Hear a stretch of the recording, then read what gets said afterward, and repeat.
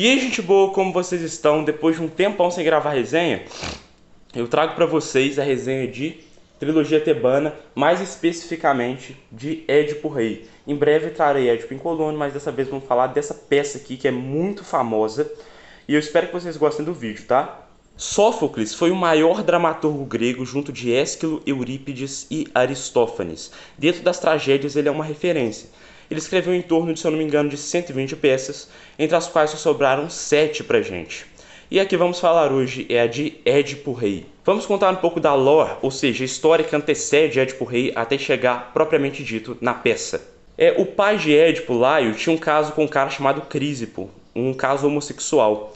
O pai de Crísipo, ele raptou Crísipo, o amante dele, e o pai dele, Pélops, amaldiçoou-o, falando o seguinte: você não vai deixar descendentes. Se deixar descendentes, o seu filho matará a ti e casará com tua esposa e gerará filhos nela, terá filhos com ela. A partir disso, ele foge para Tebas, se torna rei de lá junto com Jocasta. Só que ele tem um menino, ele é amaldiçoado pelos deuses em cima dessa maldição que eu acabei de falar para vocês. E ele tem um menino. O que ele faz? Eu vou matar esse menino, porque ele vai me matar, vai casar com minha esposa, então eu vou matá-lo. Ele entrega para o escravo, ele amarra os pés dele, tanto que Édipo significa pés inchados.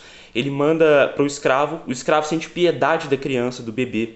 Ele entrega para um outro cara e, a partir disso, o Édipo sobrevive. Ele vai para Corinto, o rei de Corinto não pode ter filhos com sua esposa e ele é adotado. Chegando na maioridade, o que acontece?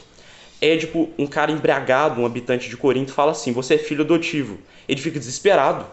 Como assim, sou filho adotivo? Ele foge de Corinto, vai para o oráculo não fala nada para ele sobre isso e fala: ó, você vai matar o seu pai, vai casar com sua mãe e vai ter filhos com ela. Ele foge para Tebas, fugindo para Tebas ele encontra o pai dele, o Laio, pai biológico. Ele não sabe que é o pai dele.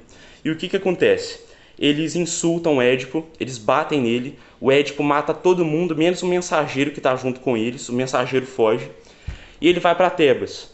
E em cima disso, vou contar um pouquinho para vocês, quando ele foi amaldiçoado, os deuses colocaram uma esfinge que fala: decifra ou devoro-te. Ou você decifrava o enigma da esfinge, ou você morria para ela te matava, em Tebas. E o pessoal de Tebas ficou assolado com isso. Ele decifra o enigma da esfinge, que é o que anda com 4 pernas de manhã, 2 pernas à tarde e 3 pernas à noite. É o ser humano. 4 pernas de manhã é um bebê engatinhando, 2 pernas à tarde é o adulto, são as fases da vida. E o terceiro, que são 3 pernas, é um velho como a bengala, que já é idoso. Ele decifra, ela morre, os habitantes ficam muito felizes, eles já estão sem o rei, porque Édipo matou Laio sem querer.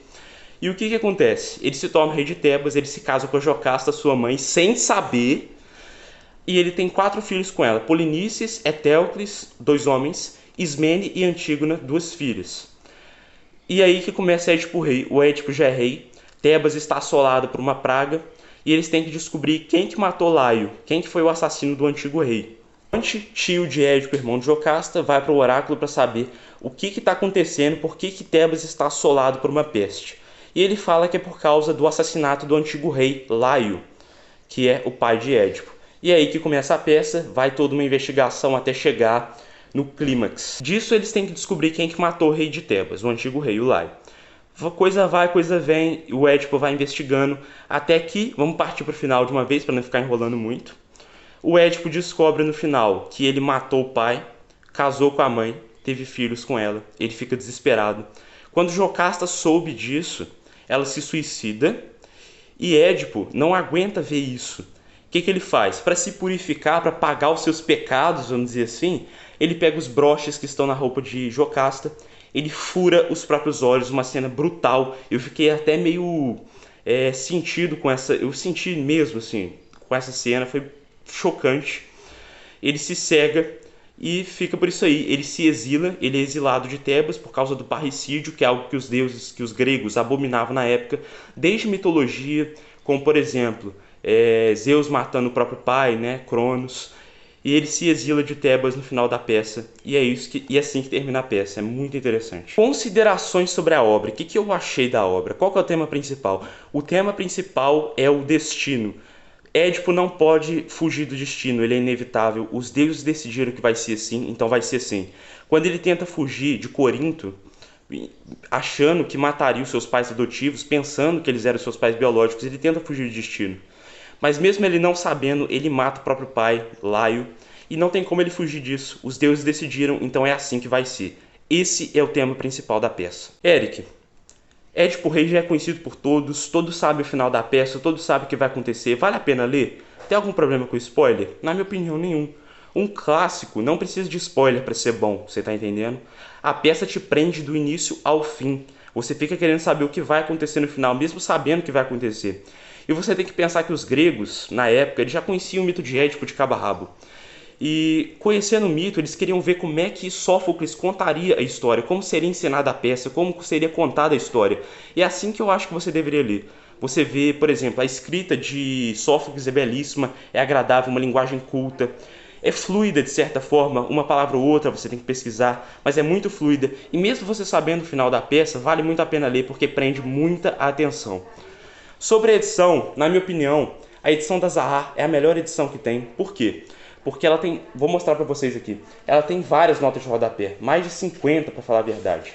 Vou até abrir aqui para vocês verem. Na nota de rodapé de Édipo Rei são 66 notas de rodapé. Se você não sabe o básico de mitologia grega, fique tranquilo.